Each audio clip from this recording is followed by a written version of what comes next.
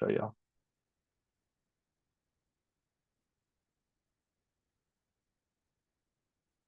So like when I'm here, I'm like, why is that hair sticking out? So the palm tree.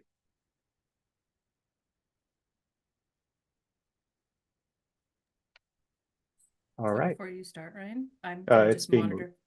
monitor. Go ahead. I'm just gonna monitor the chat and help. Yeah, okay, that's good.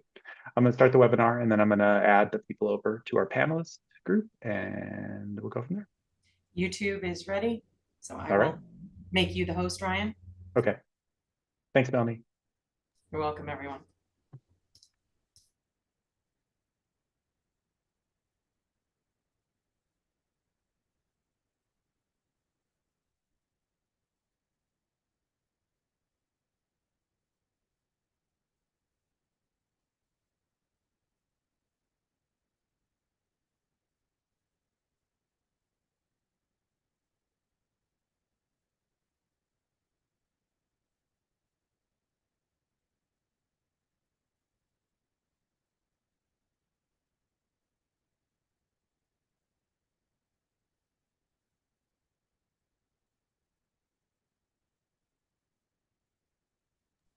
Hey Ryan, I had a quick question.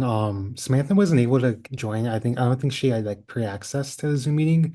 So So I I'm was wondering, adding, yeah, I'm adding those okay, folks on the back. perfect. Yep, Thank you. yep. Hi, everybody. Welcome to the last of the CHASS Summer Engagement Series. We're just getting some things settled on the backside where we're getting folks added as panelists, and we will start in just a moment.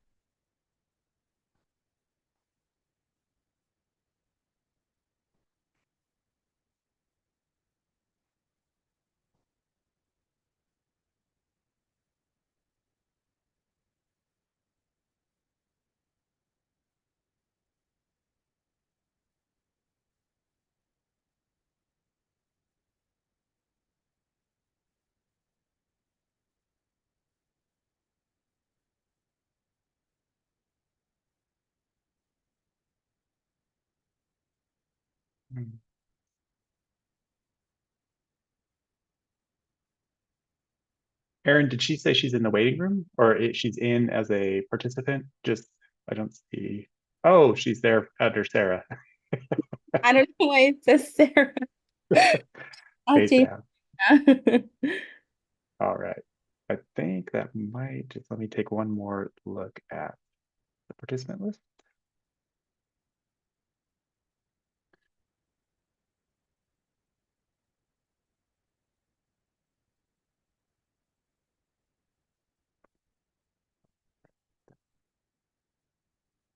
Sarah as well. So we're gonna have two Sarahs.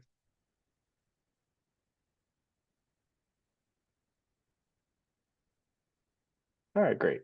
Sarah is here in duplicate. One last thing here.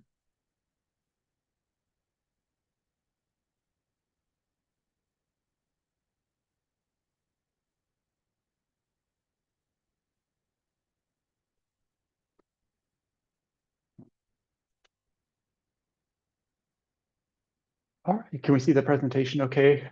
People in the panel there, great.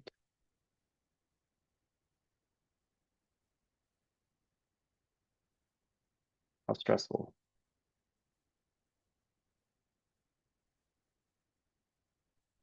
Almost there. Great. Okay, well, I think I'm ready to go. Hopefully everybody else is. So thank you for everybody who's joining us today. This is the last session for the CHASS Summer Engagement Series. And so some of you have attended our earlier sessions, and we've done a number of topics throughout the summer. A large portion of you probably have already attended orientation, and so you've met with your academic advising team, been on campus. And for the transfer students that are in our audience today, You'll be meeting with us. Maybe you've been on campus this week, but you'll be meeting with your academic advising team soon to get registered for classes. By soon, it's next week. We have a big group here to help support today, and I'm super excited to see that. What we want, oh, you can't see this shared screen? Let me stop sharing. Let's try that again.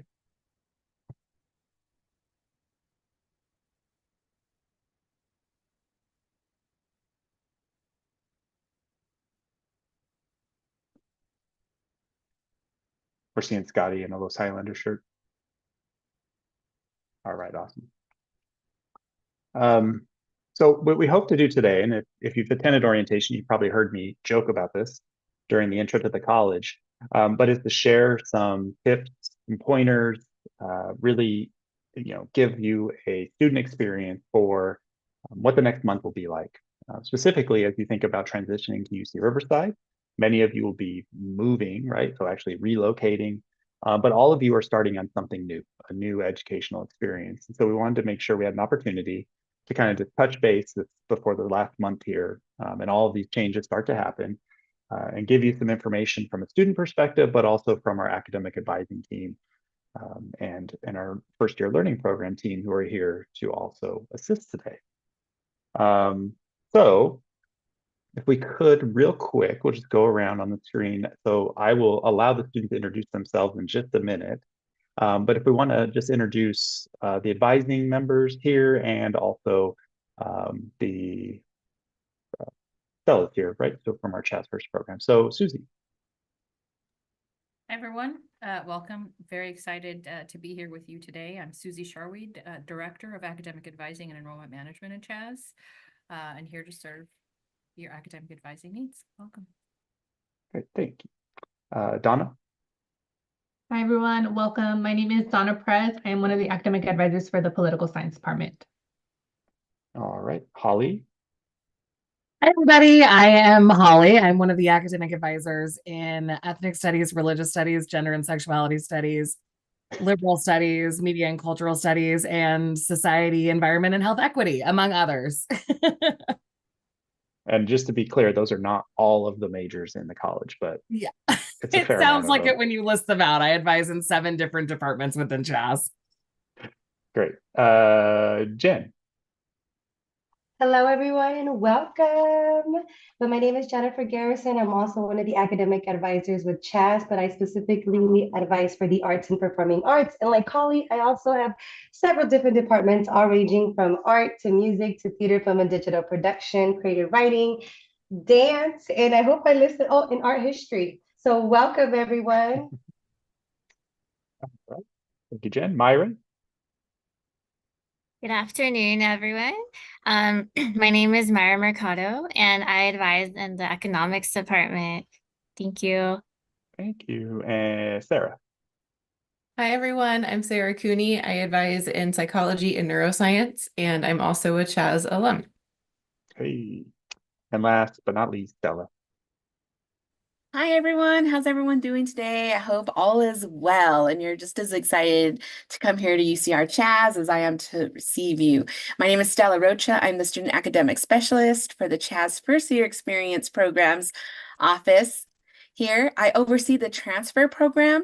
But for those of you that are joining us today that are first years, we have Dr. Shelley Stewart, who oversees the freshman program that you'll be required to join in your first year here at UCR. For transfers, it's only your first quarter, but we're here. We are not academic advisors. However, we're here to support you with our learning community as well as with other things that we have in our program to be able to help you acclimate to our campus and adjust socially and academically. So welcome to UC Riverside. Great. Thank you, Stella. So before we get into meeting our students who have joined us today, I just want to take a moment to invite all of you to our week 0 welcome events. And so during week 0 is really that first week, that Thursday, Friday of your first quarter here at UC Riverside. And during that time, you will start to meet in your classes, but there'll also be a series of things happening on campus. And one of the things that CHASS does is we have welcome events. And so I've put on the screen there the days, locations, and times. Now, obviously, walk-in hall walkway may not mean much to you currently, But once you're on campus and have a chance to walk around, you will see it. But we'll be out there between those hours. We'll have probably Scotty will be there, I imagine.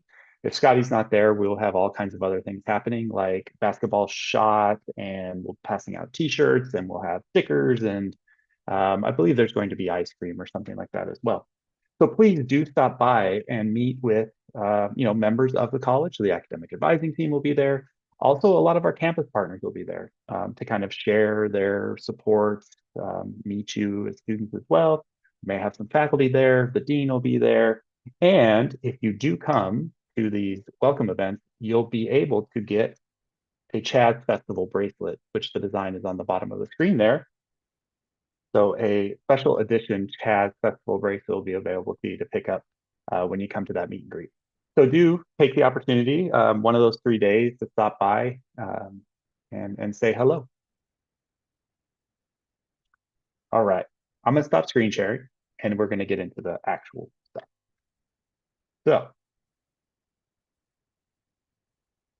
I'd now like to take the opportunity. Gosh, why is that not working? To have our student introduce themselves. So these are CHASS students who work in various ways in the college and have joined us today to help share their experiences, both as being a CHASS student, but more importantly, in their transition to being a CHASS student. And so I'll start with Erin. So Erin, if you could just take a moment, tell us, a little bit about yourself, your major, your year, were you a transfer student, first year student? Please. Of course. Well, hello everyone. My name is Aaron. I will be a fourth year business economics student. I'm a part of CHASS. I currently I live in San Diego, but I go to Riverside. I live in the Glenmore apartments during the school year, so I've been there over the past 2, 3 years. And I'm looking forward to meeting all of you. I am a peer academic advisor. I also do work for the CHASS First community that Stella was talking about. So again, welcome everyone to UCR. Looking forward to meeting all of you. And hopefully you are all having a fantastic summer. All right, thanks, Aaron. So I am apparently failing at technology today. Am I still screen sharing? No, perfect. Okay, thank you. All right.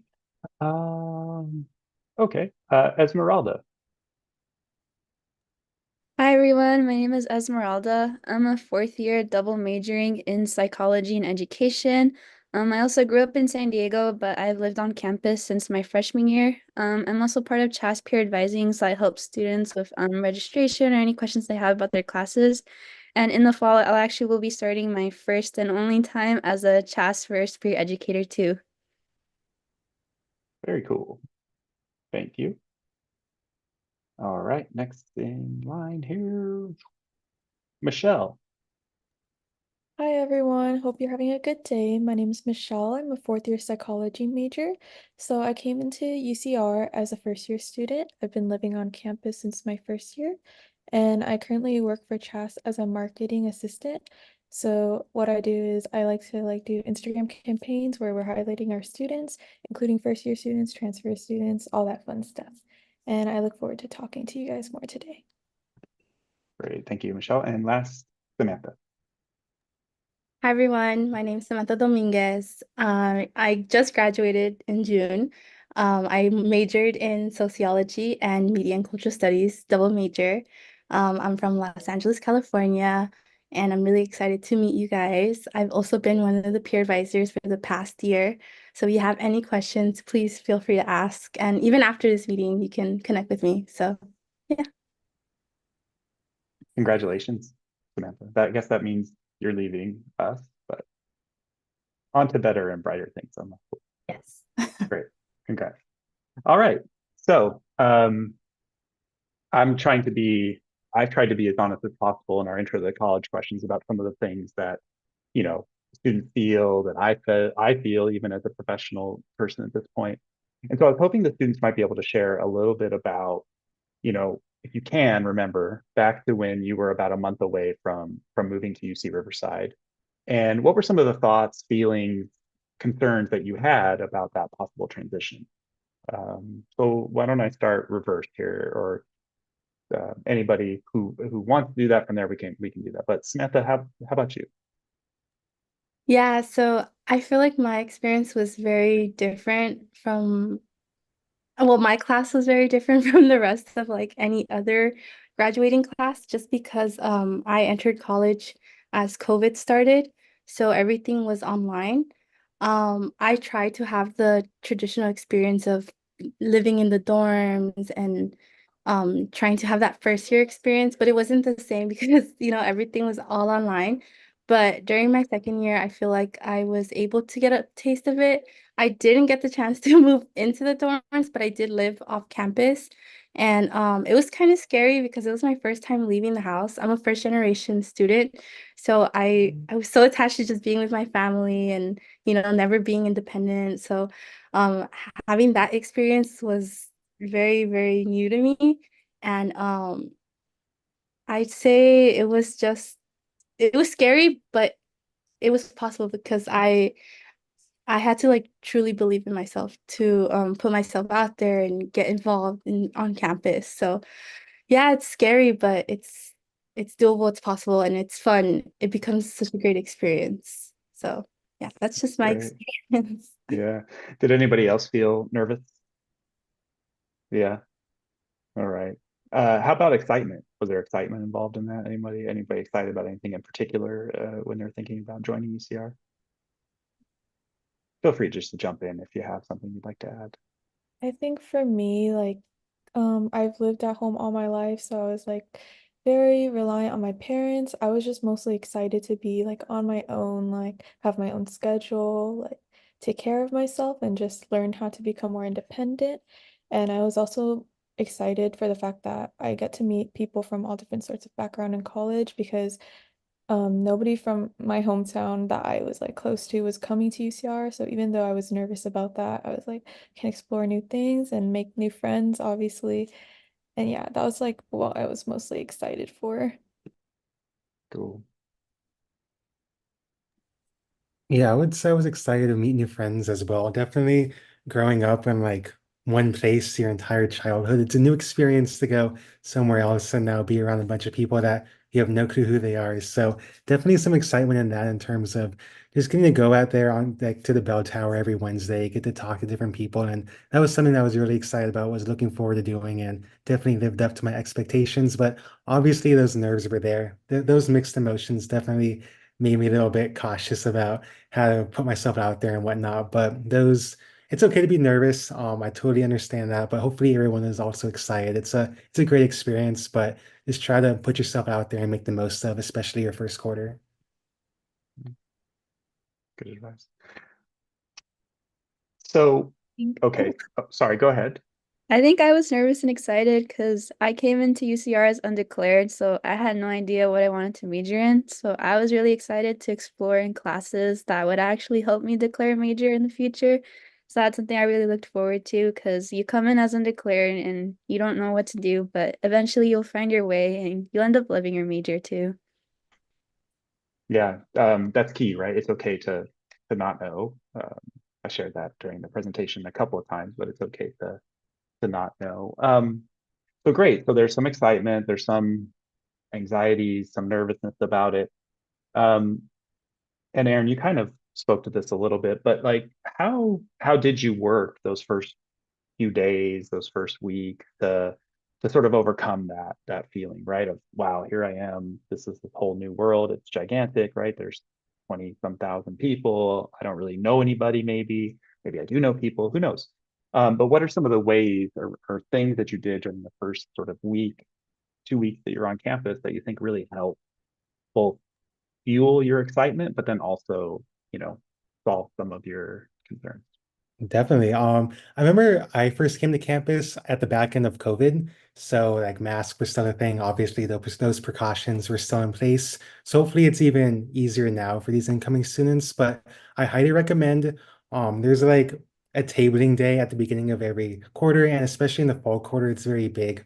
All of like the clubs, the societies, just any student-run organization is out, and they're all trying to recruit people to join their organization. So it's a lot easier to get to talk to people because they will kind of make the first move and go out and talk to you when you're out at these like events. And then it's just easier to socialize, get to know these different people and understand maybe what interests they have that may be in line with yours. Also, Highlander Link was something I used. It just is like a database with all of the clubs that UCR has to offer. So you can go and find the ones that interest you and maybe find people that you maybe already know from like high school or a different experience and you can go talk to them. So definitely a Highlander Link and then like our Wednesdays out in the like the bell tower area on Wednesdays. And then if you're gonna be living in the dorm, just try to get to know people on your floor. Maybe go grab like breakfast or dinner with people. This makes the experience a lot easier. But I would say trying to put yourself out there is key. I know it's very difficult. It's something I struggle with, but it makes the college experience just that much better. And it also allows you to overcome some of those nerves as well. Would anyone like to build upon that or share their own I experience? agree with that. Yeah, I think for me, I was very nervous to just like go out there and talk to people because I was like, what if I don't find my crowd? But that's like the fun part of it. It's like the first people you meet won't like be your friends forever, but the more you talk to people, you're like, okay, this is more of like the crowd that I fit in, like this is what I like. And I think what helped me with that was just going to events, especially events where like the RAs will host for you in the dorms. I think those are the easiest to attend. And some people would just like not want to attend, but I think it's fun and you get to meet people that are in your hall and they're easier to reach and talk to on a daily basis. And that's how I met most of my friends I'm still friends with today. It's just going on campus and like participating in those events and just being open.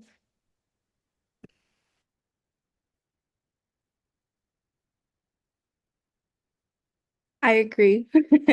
I agree with both Erin and Michelle that you definitely put yourself out there.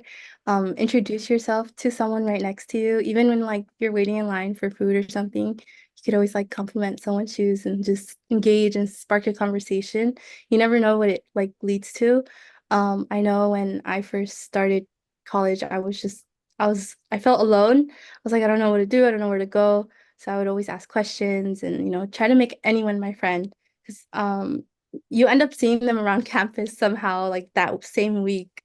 It's really funny. It's like you think this campus is so like big, but then it feels small at times. But just sparking a conversation opens new opportunities, opens new windows. So yeah, just put yourself out there. Don't be afraid. Don't doubt yourself. So yeah.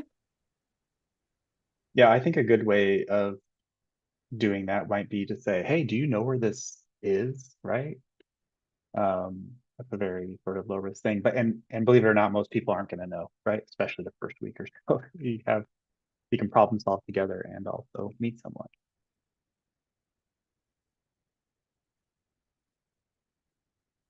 Okay. What about uh, what about managing all of the sort of new uh, sort of experiences, but also new expectations? So, yes, there's going to be this sort of like feeling of I'm not quite sure, I'm in this new space, but also there's going to be some new expectations about, school and the amount of work that you do. The schedule is going to be different, right? So in some days you may not go to class, some days you may go to class all day. What were some of the things that you did to make sure, especially in the beginning, that you were meeting those class responsibilities, meeting your, getting your work done, but also taking those opportunities, like say to like get involved, meet people, things like that. Were there any special ways you approach that or things that you paid attention to? I'll call on you, Esmeralda, first, if you don't mind. I think what helps me like keeping track of my time is Google Calendar. So well, like last school year, I took a lot of classes each quarter. So I definitely had to make sure I used enough time to schedule work, study time, and time for myself. Especially for first years, the best advice I can give you is using different study locations. So try to get out of your dorm, study at the library, the hub. It's the best way to keep you like motivated and keep you on time to complete assignments.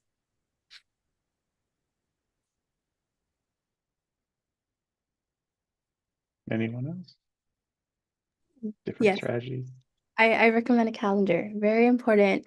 It helps you organize every different event on your schedule, every class, every hangout you have with your friends.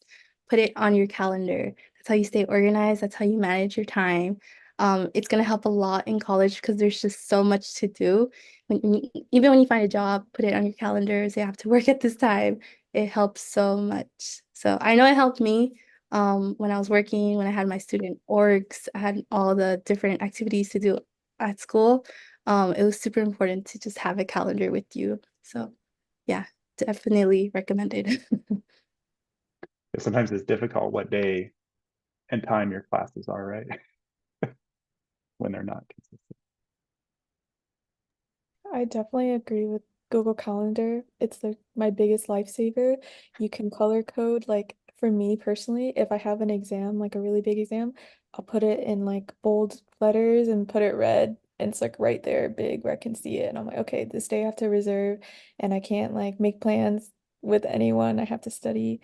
But then I would also say like try to do all your assignments before you know you're gonna go to an event because you don't want to be like caught stressing about that at the event or like have an overdue assignment. So just try to keep track of that and try to always study, do work before an event. Yeah, and I definitely agree with the calendar. And I would just say also, just work on building good study habits. The quarter system can be challenging, it can be difficult. So kind of spending your fall quarter figuring out what works best for you. Is it studying with friends by yourself, like in the library, like Esmeralda said? You definitely want to find like what works for you as everyone is different and just work off of that. Obviously, like if you're more efficient with your time, you don't procrastinate, then you will have more time for like your personal life or to go to events that the university hosts. So finding that line between definitely focusing on your academics, but also on your personal life involves a lot of just building those good study habits, finding what works best for you, and hopefully you can spend that fall quarter kind of figuring out what that exact niche is that really works for your schedule and for your time. Yeah, I really like the idea of making sure you do your work before you go to the event, so that you can be present, right? That's important. And then, yeah, there's so many places on campus that students can hang out, libraries and all kinds of different environments in there, right? Like I used to like going to a coffee shop only because I wouldn't have to like listen to my own thoughts as much. And a library would drive me nuts. So yeah, there's different ways to kind of find a space. What are some of like, your go-to spaces on campus? Not necessarily for studying, but if you said like, oh, when I really need to decompress, this is where I want to go. Or when I need energy, this is where I go. And it doesn't have to be all of them, but if you have like one place that on campus that kind of really, or either energizes you, soothes you, etc. What is your spot? I think for me, like during a regular quarter, I love sitting in Rivera Library just because it's like so old and there's a lot of outlets to use and there's a lot of like open spaces. And like during finals week, I'll usually go to like the Orbach Library just because there's a lot more people. And when I see more people doing homework, it keeps me motivated to like study for finals.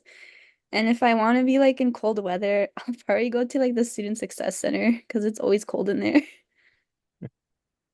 Good pointer. I know that I would always go to the undocumented students programs. They offered so many resources and it was always just a great hangout spot. I made a lot of friends there. They're always so kind and so friendly. So that was my favorite hangout spot. They always had snacks, which was the best part. So I was like, when I was hungry, I was like, I'm gonna go to the undocumented students programs.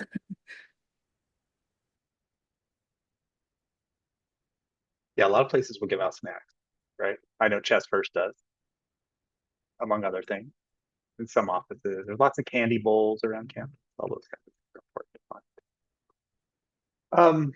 So changing gears a little bit, and I have to do this because I did talk a little bit about this in the intro to the college presentation. But one thing I'll say before that, it looks like some questions are coming in. But yes, if you have questions, please put them in the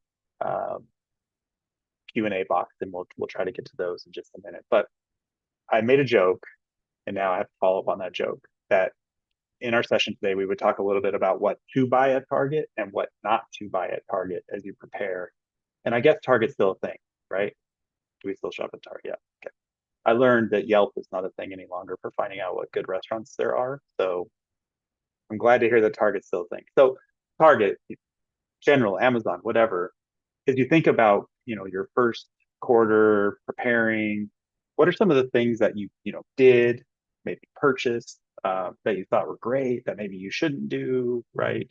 For some, like I said, for some of the students on here, they're going to be moving to campus. For others, they're going to be commuting. Like, what are some of the things where you're like, this really benefited me, this preparation or this purchase, and then maybe what should you stay away from? Again, if you can remember back to that time.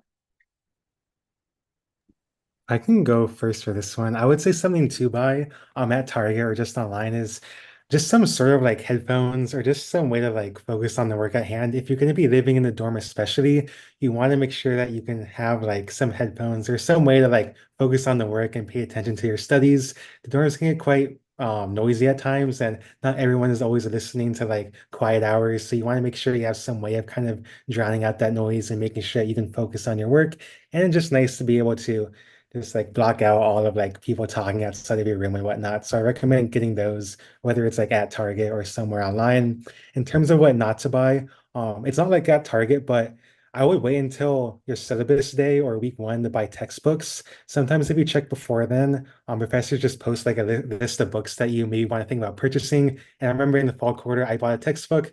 It was expensive and I only used it like once or twice. So just make sure that when you buy books, you're willing to see if the professor says, yes, you will be using this every day before you go and make the purchase, as it can save you a lot of money and yeah, just save you some like anger at yourself, as well as you want to make sure you are spending your money wisely in college.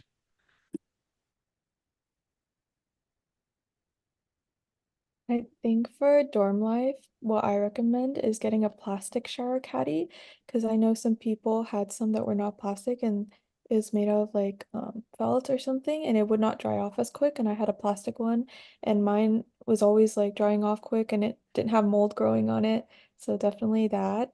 And also shower slippers because when you're living in the dorm, it's very gross at times and you need shower slippers.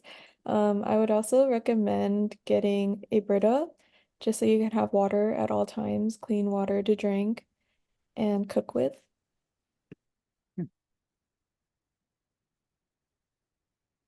Our showers are clean, Michelle. I don't know. We want to.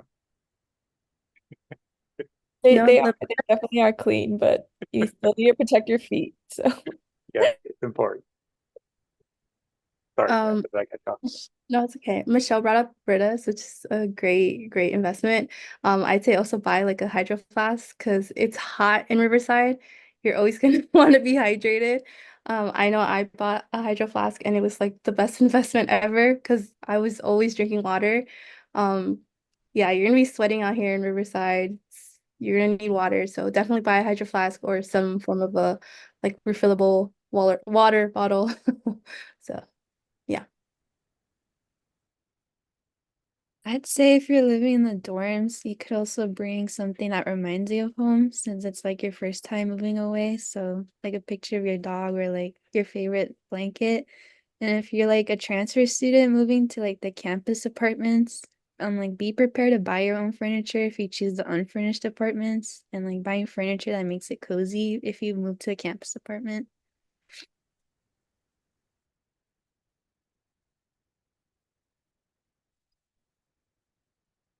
Okay. Thank you for your answers there. So we have a couple of things that have come in from our audience that I want to make sure we get an opportunity to answer. So and I don't know, and so the question actually identifies it as such, but um, for when you live off campus or have moved off campus, um, I guess how did you go about still making friends, or if you sort of went anywhere while you were a student that was off campus, right? To make friends or to be a part of the community. Is there like a place where UCR students tend to go, um, hangout spots? I don't know what they're called these days. But where do UCR students kind of hang around the city of Riverside? I can help answer that question. So, like I mentioned, I didn't have like the traditional experience where I got to live in the dorms. College really started for me during my second year, and I moved into an off-campus apartment. And I remember struggling to like make friends because everyone who was already friends met in the dorms or were already like third years and fourth years. So, a way where how I made friends is by joining student orgs. I tried to join as many as I could. I just showed up and, try to make a friend that day. That was the goal, make a friend this week, make a friend this day. Invite him to go grab lunch with me or something. And that's how you make a connection. And some of the people I met there, one of my like lifelong friends till this day. So um put yourself out there in those student orgs. Some orgs that I joined were Mujeres Unidas. Uh, it was called Hermanos Unidos, but I think it's called Hermandad. These were like the Latinx organizations. I know there's Mecha. CSP isn't an org, but it is an office on campus. Even going to those offices can help you make friends. But yeah, I know I used to struggle a lot. But it's all about sparking that conversation, making that friend, keep bugging them. Be my friend, be my friend. So yeah, just try to put yourself out there. Can I add something to that? I know I'm not a student, but this is something that I think about a lot because my office is really kind of located a little bit far from the center of campus. So sometimes students will not ever like go to the center of campus on Wednesdays when there are these big, giant events, community events right around the bell tower. And one of the things that I always tell my students who say that they're struggling to find ways to make friends is that, like, especially at the beginning of the year, it's not at all cringy to try to go up to strangers and make conversation. Like, it may feel that way to you because in high school it felt like that, or perceive everyone around you as already being friends with one another. But especially at the beginning of the year and really at the beginning of each quarter, there are always going to be people who are going to be so grateful that you took that initial step to chat with them because they're also looking to make friends. So especially if you're kind of going to the places on campus where there are people congregated, if there's a bunch of people standing around talking at a table or whatever, there's a pretty good chance they'll be really, really welcoming and excited that you even put yourself out there because they're also looking to make the same connections that you are. So even though it feels kind of cringe to like go up to strangers, it's really, really helpful to start feeling comfortable with that because that's how the friendships are formed, and everyone is kind of hoping that someone else will be the brave one. So this is your chance to be the brave one. Also, Holly, though, like in class, right? Like, Yeah. hey, can you be my study partner or whatever, right? Like accountability partner, however you want to define that. So Yeah, everyone's looking for the same stuff. Everyone wants to have friends in college, so they're receptive to it. yes, exactly. Yeah, thank you for that. Okay, so I kind of asked this a little bit, but um, I'll ask it slightly differently. So what advice do you have for sort of managing time between school life and personal life? So I know you said calendar, but calendar is a function. How do you sort of operationalize that, right? Like what in your head do you have like a certain amount of time you were going to study for? What were the trade-offs that you were willing to make? I mean, part of this isn't just about, well, I shouldn't say it that way. A lot of this is about balance of, finding your educational sort of, flow, but then also finding friends, finding activities, belonging. What is too much of one thing or the other, and how did you kind of keep track of what you thought was a good balance, if that makes sense?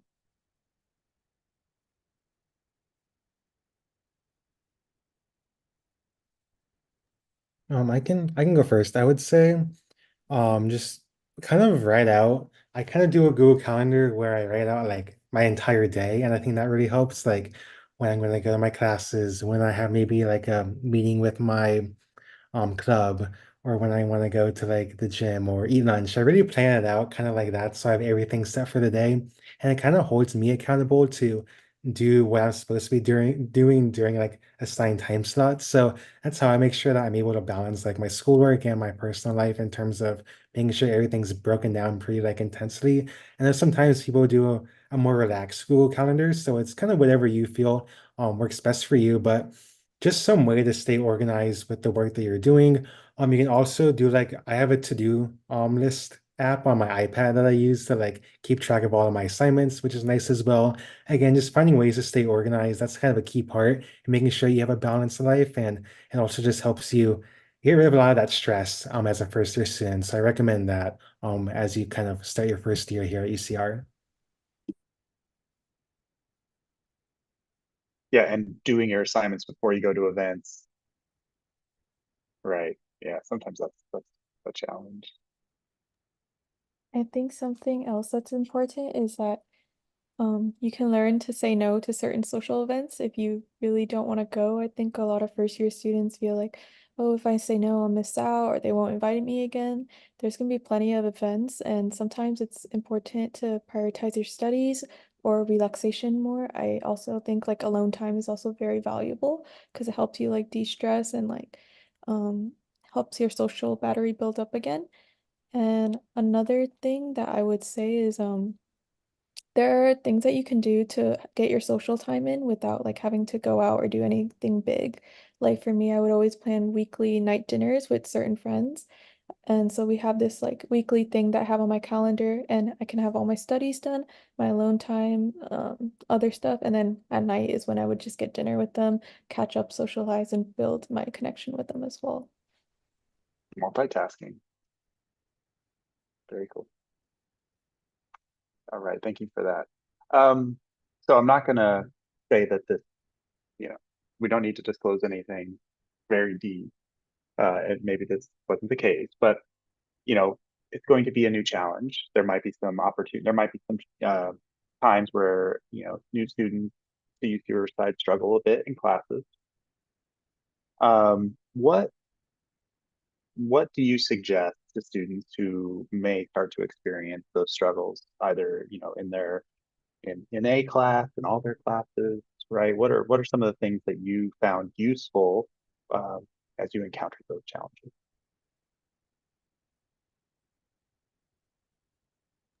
I say go to office hours with your professors. So like for one of my psych classes, it was like a big research paper we had to do in the entire quarter. So I would always go to the office hours to make sure what I was writing was correct when I struggled with that.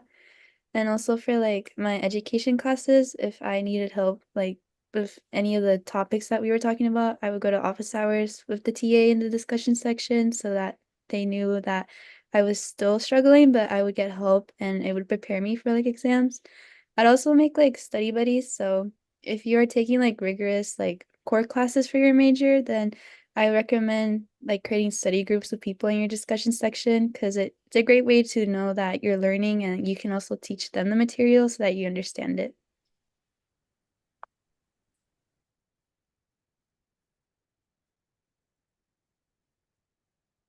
Thank you for mentioning office hours. Office hours are a very underutilized resource, right? Where you really have an opportunity to engage a faculty member, ask questions that maybe you don't understand, but also to ask for some strategies, right? In recognition of they know kind of a lot about how to learn and to succeed in their classes, and so they can provide some of that insight. Did anybody utilize any of the campus resources like in the ARC, or yeah, what was the experience there? I use these supplemental instruction courses, SI, and they're just like additional, like just studying time with like a TA or someone that specializes in like that topic or like that degree, and just allows you to get extra help. They're more so for like more challenging courses, so the university will have like additional time to like get prepped for a midterm or just do the homework. So make sure to take advantage of those if you're struggling in a course that offers it. They're not offered for all courses, but for the more challenging ones, that is an option. There's tutoring. The ARC has plenty of help through that. And then there's other resources as well. But tutoring and SI instruction was the majority of the ones that I used. And then like Esmeralda said, office hours are big. Just allows you to get to know the professor or the TA, and they can also kind of help you out because now that you know them, they can kind of put a face to your name and it just kind of forms a bit of a connection between the two of you. So that can be beneficial for you as well.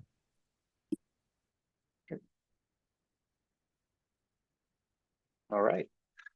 So I have I put the definition of the acronym in the chat. So if you were wondering what the ARC is, I try not to use those acronyms, especially right off the bat, but I did it. But the ARC is the Academic Resource Center.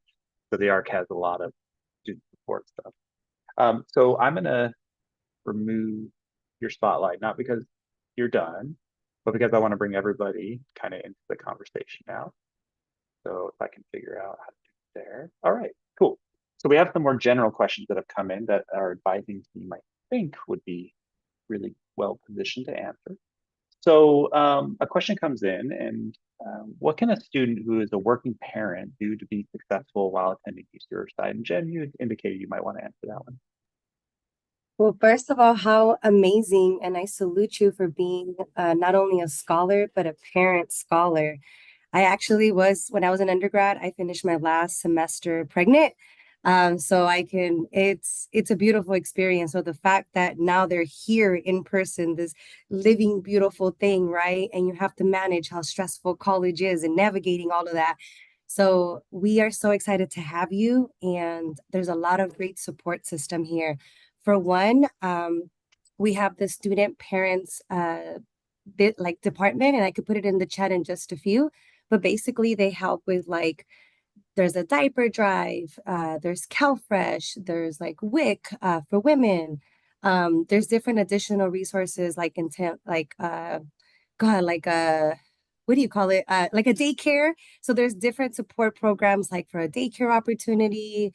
They help you with like tax credit. There's a lot of different services that the student parents department does to help you out. So definitely please stop by and just get connected, you know?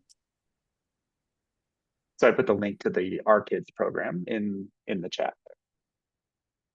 I think though one of the sort of themes there that we do see a lot in our students, and I know that we're pretty comfortable talking about, so working students, right? So a large number of our students work. What are some of the suggestions that we may have both from the student side? Because I know a lot, I mean, I know all of you work currently, but may have worked a long time, but even from the advisors, right? From what we've seen from students who are working and, you know, are looking for ways to succeed. I would say getting an on-campus job is very helpful because since you're working on campus, they're very understanding of like that you have different schedules every week and they're very accommodating to that. So that's what I recommend. And yeah, just on-campus jobs. Yeah. No, and there are a lot of different types of jobs on campus. So students do get hired to work in a lot of, you know, the positions that we would normally think of, maybe in dining services. My dogs want to participate in this session. I can hear them in the background. But also, I mean, we have peer academic advisors. Michelle, you work on our social media team. And so there are other ways that students can, you know, not only get paid, be on campus, but also learn particular job skills or things that they're interested in. Aaron? Yeah, I was just gonna say real fast, use Handshake. If you know what LinkedIn is, Handshake is kind of like the college version of it. So you link like your UCR profile to Handshake, and then from there, a lot of the departments at UCR will have job postings you can apply through directly, and just a great way to apply. I know for peer academic advising, that's how I applied. So that's a great way to kind of find jobs on campus that you can apply to. Yes, that's correct. And just put that link in the chat there. So thanks, Aaron, for recognizing that. So Handshake, yes, it's going to have the on-campus job, and you know, some of these jobs could potentially lead to career jobs. So not to speak too much about our peer academic advising team, how great they are, but we did just have one of our peer academic advisors hired as a full-time academic advisor on campus. So sometimes those can transition in that way as well. Jen, you had something you'd like to add? Yeah, and use all your skills. When I speak Spanish and super proud of it. And so when I started as an undergrad, I didn't do my undergrad here at UCR. I did it for my master's, but for my undergrad, they needed a student worker who can speak Spanish in the financial aid office. And I was like, what? I know how to do that. And that's kind of how I started my journey. And then I started presenting in Spanish and going to different high schools and then the community. And that's how I began and fell in love with the role of being an advisor. So think about all of your qualities, all of your skills, And even if you don't feel like it is a legit experience, it really is. If you were a tutor, maybe not an official tutor, but maybe you were tutoring your friend, or, you gotta give yourself power to that, right? There's always some type of experience that you can include, and that says something about how hardworking, how dedicated you are. And then the final thing I want to say is that since I am an alumni and I got my master's from UCR, thank you, Erin, for mentioning a handshake, because I actually still get, even as an alumni, my being graduated even years later, I still get emails with job searchings through that handshake. So it's a great tool even after you graduate. So take advantage of all of it. Thanks, Jen. Holly? That actually kind of leads to one of the questions that we got about searching for internships in a tough job market. So obviously, Handshake would be a really good way to get that started. And then also, Jen touched on something that I think makes it even more important, or I guess is also very important, besides just using Handshake, is spending time while you're an undergraduate really thinking about what makes you unique. I think that it can be really tempting when you are thinking about internships to just try to get involved in as many things as you possibly can. But what's actually a much stronger strategy is to get really, really, really involved in things that are easily linked to each other so that you can tell a story about yourself more easily. So you heard Jen do that in talking about her Spanish language skills and how she started presenting in Spanish. And then all of that led to her realizing that academic advising was sort of the thing. That's how all of us have journeys through our educational experiences, is finding the things that make us really unique and make us be able to tell our stories really well. And then that makes the internship and job search process even more straightforward, because you have a good sense of who you are and what you can bring to any position. And it makes it easier to market yourself in that way. So it's not too early to start thinking like, what makes me unique and how can I really optimize my opportunity to showcase and highlight that while I'm an undergraduate student? And then it just sort of makes the whole entire process a little bit like straightforward. But the other thing that I wanted to touch on is for students who are already working off campus and for whom working on campus might not be an option, the best advice that I can give you is to be really, really, really realistic with what you can and can't do. There are a lot of things that might get in the way of you, for example, taking 16 units a quarter if you're working full time or whatever. And the more realistic and the more open about that you can be with your advisors, the more we're able to help you make decisions so that you're not having to sacrifice one thing over the other. A big part of that is what times of day you're available or how many units you should be taking, all of those things. The more you can come up with several good options for yourself or be open to us suggesting more than one option each quarter, the better, because you just know there are some restrictions that you're going to experience trying to balance both things full time. And the more that we know, the more that we can help you, and the more that you can be realistic and open to other options or more complex or non-traditional options, the easier our relationship with you will be as we're giving you advice, but also the easier of a time you'll have in general getting through your experience at UCR, because it's hard. It's hard when you're working off campus. You don't have a lot of control over stuff. But the more that you allow us to be on your team as you're trying to sort it out, the more you'll feel like you have people in your corner, rather than just doing it on your own. That is true. Thank you, Holly. And the one thing that I'll add to that very briefly is utilize the Career Center. Yeah.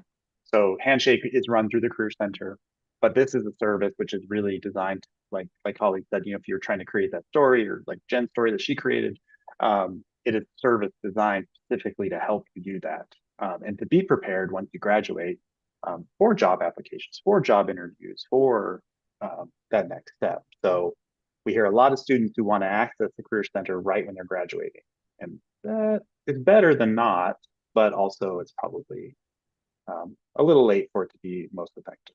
So careers.ucr.edu. And try it. Try different things. Sorry, right? Try it out. The Career Center also gives out free headshots. As undergraduate, that's like sometimes the last thing we're thinking about. It's just a simple headshot. Why? Because maybe someone wants to do an autobiography. What? Maybe because you're going to join a student organization, or you have your first job and they're going to ask you, do you have a picture of yourself? Not a selfie, guys. Okay. Even though with today's society, we could probably fix it with AI, right? Make it very professional. but it's services that they're already included. And also, the best advice I could give is think of college as a fresh new start. Whatever happened in high school, whatever happened in college, think of this as a new experience, a new journey. A lot of people don't know you. You're going to make it who you are. Now, it will be stressful, it will be challenging, you will fall, but it's okay. It's part of exploring who you are as a person. And then the final thing is try it out. As advisors, I could speak for myself. Sometimes I'm like, ooh, I could do this, or maybe I could do that. There's so many different things. And if I'm doing it as advisors, as we think about different things of leveling up ourselves, we see the same thing with you all, right? At one point, I wanted to be a cop, you guys. I wanted to be a sheriff. I actually went through the sheriff's process. So try it out. At one point, I wanted to be a teacher. Try it out, right? Like if you tell me you want to be a teacher, the feedback I'm gonna give you is say, are you prepared to be in front of a classroom, right? Maybe we need to strengthen your public speaking classes. So take advantage, y'all. But welcome to UCR. All right, thanks, Jen. So we are about 5 minutes from being done. I want to give one last opportunity to our student panelists to share their best advice moving forward. Any can be pretty broad, but what's your best advice for the next 30 days for all our students that are going to be joining us at UC Riverside here in the fall? So I'll start, Aaron, you're at the top of the screen. So Aaron, if you don't mind. Yeah, I would just make the most of like your last month with summer. With summer, try to like hang out with like any of your hometown friends. Some of them may have already moved away to go to like semester universities. Some of them may still be around, but it's kind of like a great last time to just hang out with your high school friends. I know it's a bit cliche, but it's a great experience. It's something that like can make those memories just so much better later on, and also get used to maybe acclimating to the college environment. You can find like plenty of guides online that like let you know what to bring to college. You can go on like TikTok, Instagram, find like things that people wish they did like their first week of college or their first month. That can be really useful. And just come in the UCR like prepared.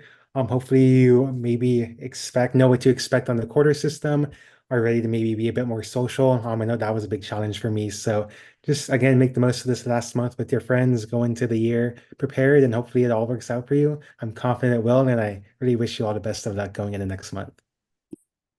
Thanks, Aaron. Michelle?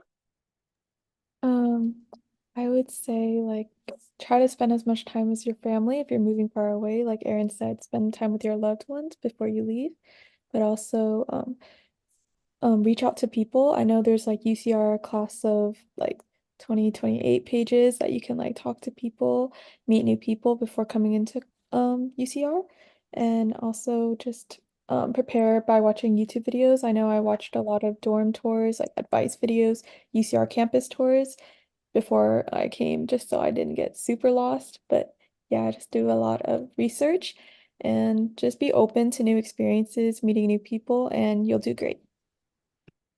Thank you, Michelle. Esmeralda? I think the best advice I can give you to help you transition to college is don't be afraid to make connections with faculty and students. You never know where these connections can take you, like getting an internship or learning about a resource on campus. And also, it is going to take time to adjust to the course system, but know that just learning how to manage your time is going to help you stay motivated to get through your classes and eventually get to the end of your first quarter. Thank you. And Samantha? One piece of advice I'd give to you all is just to put yourself out there and believe in yourself. You are capable of being here, you belong here, and just try to take advantage of every resource that's offered at UCR because I know I did. And I'd say just enjoy it. Um, enjoy every moment of it because it goes really fast. So um, take some time to enjoy it and just don't feel so pressured, don't feel anxious, just let it be because it's gonna be meant to be. Everything is done for a reason. Or I forgot what the saying is, but Happens for a yes. reason. Everything happens for a reason. Yeah. There you go. Yeah, you got it. All right, great. Thank you for that. So this sort of concludes our time. I wanted to first thank our student panelists very much for their time and willingness to share that their experiences. Hopefully, there's some good nuggets in there. I think there was for sure. Then I'd also like to thank our student affairs professionals on the call here, so our academic advising team and Stella from our first year learning community program. Thanks for being here and providing support to our students. Lastly, thank you to all of our incoming students that are on the call. Really appreciate you taking the time to be here. We hope that you found this informative. We hope that it was, helpful in guiding your purchases, but also just making sure, or also just making you feel that it's okay to be a little uncertain of what the future holds. But there's going to be plenty of opportunities for you to get comfortable, to succeed, to get your feet under you. But it's going to take a little bit of getting yourself out there. But it's all possible. You have a great support network here for you in CHASS. One last thing I'll say is that if you have any outstanding questions that you would like answered, please do send them to chasspeers@ucr.edu, and we'll try to get an answer to you as soon as possible. So thanks everybody, and we'll see you the first week, well, week 0 in September at our welcome, because I want to pass out these bracelets. No, we want to meet you and make you feel welcome coming to Riverside. The bracelet is just the icing on the cake. So thanks everyone. We'll see you soon.